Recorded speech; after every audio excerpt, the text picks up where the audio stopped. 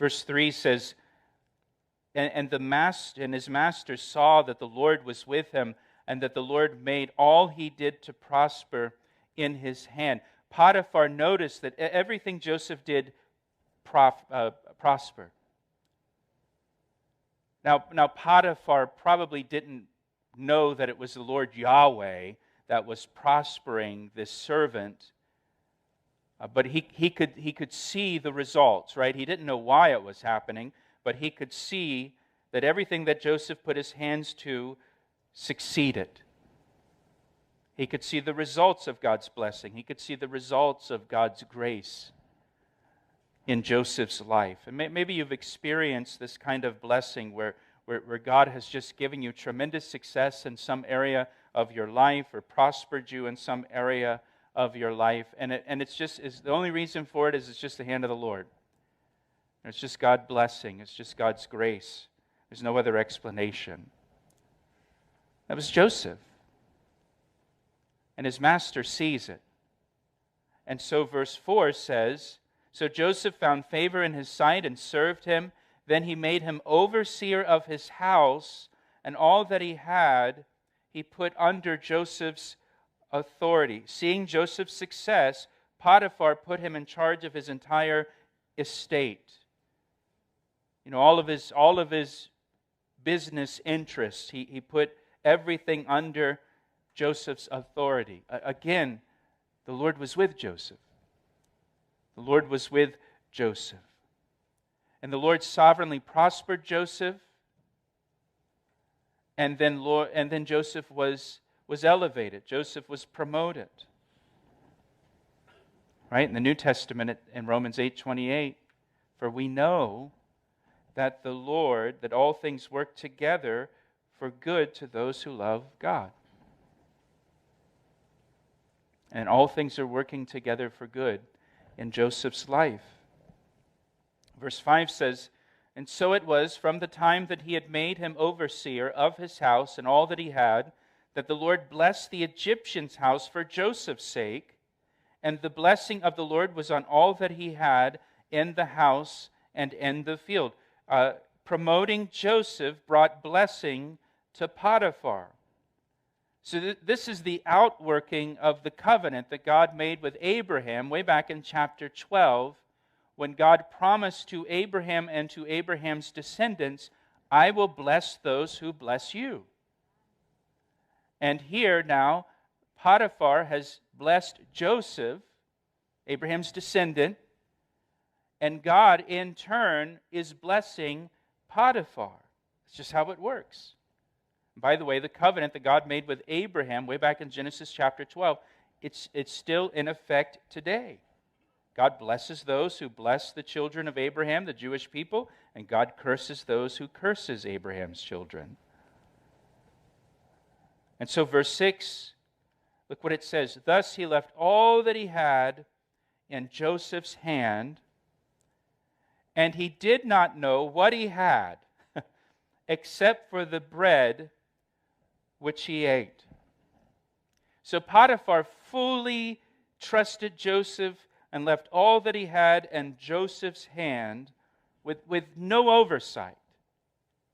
And it says he did not know what he had except for the bread which he ate. So if you would have asked Potiphar, hey Potiphar, how much money do you have in your savings account? Potiphar would have said, I have no idea. I'll have to check with Joseph and get back to you. He handles all that for me now. Hey Potiphar, how much did your business make this year? Haven't got a clue. My man Joseph, he's taken care of all of that. I'll talk to him and let you know. Look what it says again in verse 6. Potiphar's only worry was what he was going to eat. What restaurant should we go to for dinner tonight? Wouldn't it be nice if picking a restaurant was your only worry in the world? If the only decision you had to make today was what's for dinner?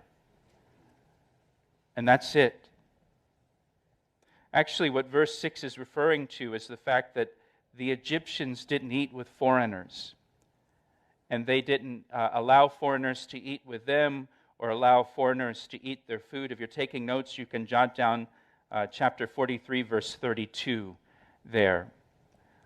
When Joseph's brothers come down to Egypt and they don't know that Joseph has become like the prime minister of Egypt, we're told in chapter 43 that Joseph eats separately from his brothers. He doesn't eat with them. He doesn't eat the same food with them because the Egyptians just culturally, they didn't eat with foreigners. So Potiphar would not want Joseph in charge of his food. But he entrusted everything else to Joseph.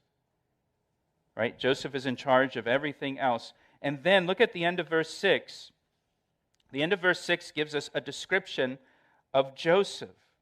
Joseph was handsome in form and appearance, meaning Joseph was well-built and good-looking. Men, you remember being 18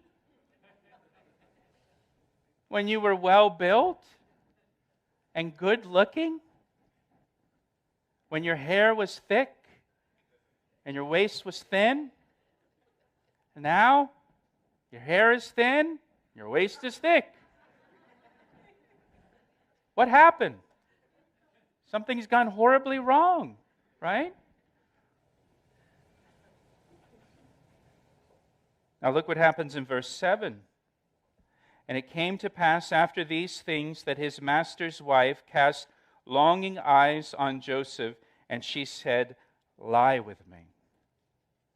Mrs. Potiphar is pretty aggressive.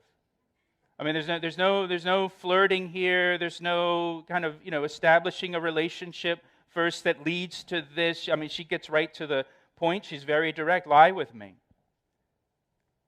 Now, I want you to think about Joseph's situation here. He's 17, 18 years old, 18-year-old young man. She's an older married woman. He's far away from home, far away from his family. Probably he's thinking, I'm never going to see my family again. Potiphar completely trusts Joseph. Joseph is in charge of everything. Potiphar is, completely unaware of what Joseph is doing and would never suspect Joseph of sleeping with his wife. Joseph could get away with this. He totally could get away with this.